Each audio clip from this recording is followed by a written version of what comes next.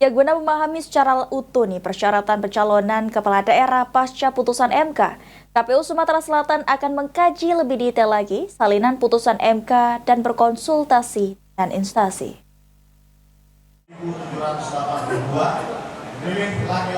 Guna memahami secara utuh persyaratan pencalonan kepala daerah pasca putusan MK, KPU Sumatera Selatan akan mengkaji lebih detail lagi salinan putusan MK tersebut. Menurut Ketua KPU Sumsel Andika Pranatajaya, pihaknya akan mengambil sejumlah langkah strategis sebagai upaya merespon putusan MK. KPU akan segera melakukan konsultasi dengan pemerintah dan DPR. Selain itu juga KPU akan berkoordinasi untuk segera melakukan sosialisasi kepada partai-partai politik terkait adanya putusan MK tersebut. KPU juga akan melakukan langkah-langkah yang diperlukan dalam rangka menindaklanjuti putusan MK sebelum tahapan pendaftaran calon kepala daerah yang dibuka pada tanggal 27 hingga 29 Agustus 2024 mendatang. Salah satunya dengan mengubah PKPU nomor 8/2024 sesuai mekanisme pembentukan peraturan perundang-undangan dengan memperhatikan tahapan dan jadwal Pilkada 2024. MK sudah kami baca dan kami pelajari.